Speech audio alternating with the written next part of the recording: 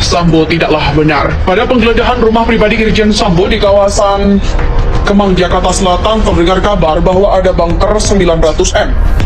Diketahui Ferdy Sambo memiliki banyak rumah di Jakarta. Penggeledahan itu dilakukan setelah Ferdy Sambo ditetapkan sebagai tersangka. Tim SUS yang dibantu oleh pasukan BRIMOB mendatangi rumah pribadi Irjen Sambo pada 9 Agustus lalu. Ketika penggeledahan, istri Ferdy Sambo, Putri Chandrawati, yang baru saja ditetapkan sebagai tersangka, hanya menangis di dalam kamar. Namun secara mendadak mencuat kabar bunker 900M dan isu konsorsium 303 judi online yang dibackingi Irjen Sambo. Bahkan secara mendadak bagian konsorsium 303 beredar di media sosial dengan mencatut nama-nama pejabat polisi dan nama bandar judi online. Komisioner Kompolnas Albertus Wahyu Rudanto menyebutkan, memang ada temuan uang di rumah Ferdy Sambo. Uang yang ditemukan juga berjumlah besar, namun berapa jumlahnya tak bisa dikonfirmasi. Meski dia tak membantah sekali lagi jika polisi telah menemukan hal itu. Informasi yang mana yang valid tetapi yang jelas bahwa ada uang di lokasi itu perlu ditelusuri lebih lanjut. Berdasarkan pantauan Kompas TV, rumah pribadi Irjen Sambo sudah tampak sepi. Cuma ada 2 mobil dan 2 motor di garasi bagian luar.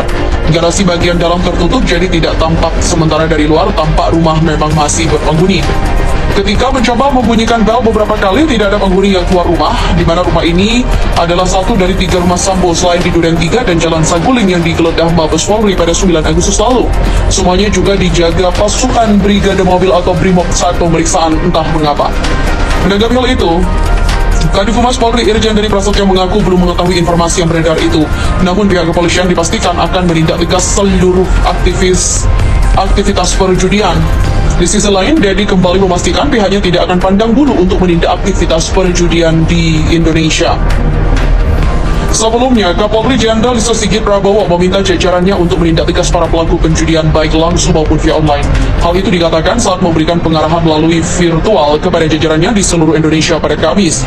Mantan Kabareskrim Polri ini juga menyebut tidak akan segan-segan mencopot anggotanya yang tidak becus memberantas kegiatan itu.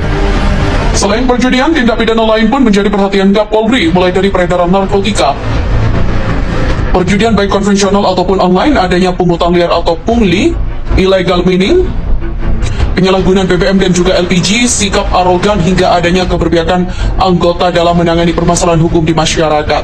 Sigit menyebut meminta kepada seluruh jajarannya untuk menghindari potensi terjadinya pelanggaran-pelanggaran yang dapat mencoreng nama baik Korps Bayangkara. Hal ini untuk mengembalikan tingkat kepercayaan publik untuk menjaga marwah Polri di mata masyarakat. Sekali lagi, dia bertanya kepada rekan-rekannya yang tidak sanggup, angkat tangan. Jika tidak ada, berarti kalian semuanya sanggup untuk mengembalikan kepercayaan masyarakat kepada institusi Polri.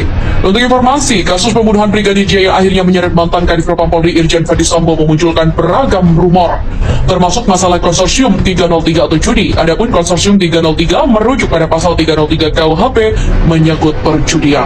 Mantan KBS TNI beri peringatan keras ke Mahfud MD soal kaki tangan Sambo. Kaisar itu bisa hipnotis orang lewat bim salabim, abrakadabra.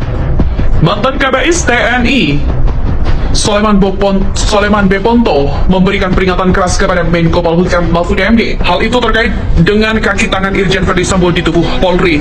Ia mengatakan para pengikut Ferdy Sambo yang ikut memuluskan skenario pembunuhan Brigadir J mesti dihukum berat.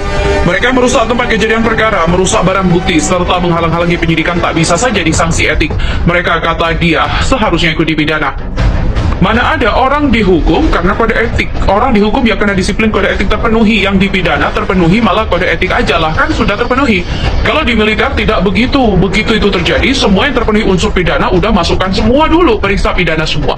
Kalau nanti hukumannya ringan, nah itu nanti baru dimasukkan ke disiplin, kata Soleman B. Ponto. Mabes Polri dalam mengusut kasus pembunuhan Brigadir J juga telah memeriksa 83 orang yang diduga tak profesional dalam melakukan penyidikan kasus pembunuhan Brigadir J. Dari jumlah tersebut, 35 direkomendasikan untuk ditempatkan di tempat khusus, kemudian 6 diantaranya diduga melakukan tindak pidana obstruction of justice. Dia juga mengingatkan kepada Mahfud MD untuk berhati-hati dengan kelompok ini. Dia meminta Menko Polhukam Mahfud MD untuk memasukkan seluruh pihak yang terpenuhi unsur pidana agar diperiksa semua, dan nantinya jika memang terbukti melakukan pelanggaran dengan hukum ringan baru bisa diturunkan ke dalam disiplin. Jangan sampai itu adalah pengaruh dari kekuatan mafia Sambo itu tadi. Kekuatan Kaisar itu kan kemana-mana, bisa mempengaruhi orang-orang itu berpikir. Kaisar itu kan bisa hipnotis orang itu lewat bim salabrim, abrakadabra, ya bisa jadi dia begitu, kata Soleman. Jangan sampai Apa Menko Polhukam juga menyampaikan jangan sampai terkesan dia terhipnotis, itu nggak bisa. Harusnya terlihat yang terlihat, semua yang terpenuhi unsur pidana. Masukkan pidana dulu semua, jangan belum apa-apa sudah di-sharing, oh ini nggak gitu, nggak gitu. Wah, itu terhipnotis namanya. Hati-hati kekuatan ketiga Sambo, demikian ujarnya. Sebagaimana diketahui dalam kasus pembunuhan Brigadir J ini, Mabes Polri telah menetapkan 5 tersangka. Mereka adalah Ferdi Sambo, Baradae, Bribka RR, KM, dan Putri Chandrawati yang tak lain adalah istri Ferdi Sambo. Profil Cuk Putranto, anak petinggi Polri yang terseret kasus Brigadir J, pernah bongkar perdagangan organ. Sebanyak 6 perwira dipastikan terlibat dalam kasus kematian Brigadir J. Salah satu perwira itu adalah Kompol Cuk Putranto. Cuk Putranto diketahui menjabat sebagai PSK Subag Audit Bagan Etika Prof Divisi Propam Polri. Ia adalah perwira polisi dengan segudang prestasi hebat sebelum akhirnya terseret dalam pusaran kasus Brigadir J. Dilansir dari channel YouTube Bedangga, Cuk Putranto berperan besar dalam kasus Brigadir J. Ia adalah salah satu perwira yang merusak CCTV di rumah Irjen Ferdi Sambo saat kematian Brigadir J, di mana sebelum terlibat dalam kasus Brigadir J, Kompol Cuk Putranto pernah bergabung dalam Satgas TPPO. Tim ini dibentuk untuk membongkar perdagangan organ manusia. Selain itu, Cuk Putranto juga pernah menjabat sebagai Kasat Reskrim Polres Belitung Timur. Ia juga pernah menjadi Kepala Subunit 2, Subdirektorat 3, Direktur Tindak Pidana Umum Barreskrim Polri. Di tahun 2021, Kompol Cuk pernah mengikuti praktek kerja profesi yang digelar di Polresta Malang Kota. Namun, pasca terlibat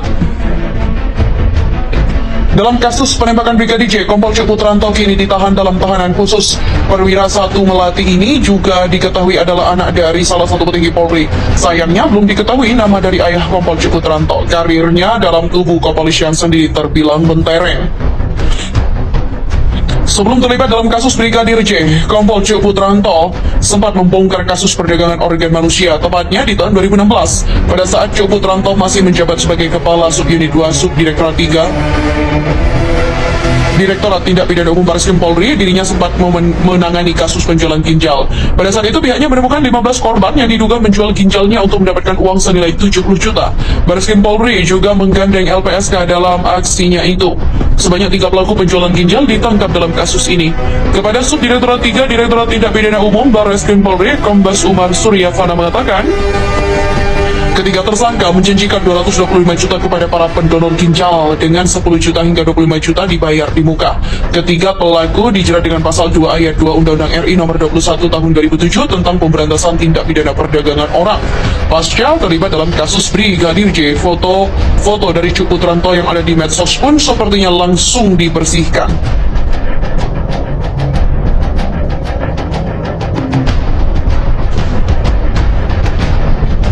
Dari penelusuran Teras Gorontalo, beberapa akun media sosial Cuk Putranto juga sudah dinonaktifkan. Bahkan hanya ada satu foto lawas saat Cuk Putranto masih berpangkat Inspektur 1 yang ditemukan.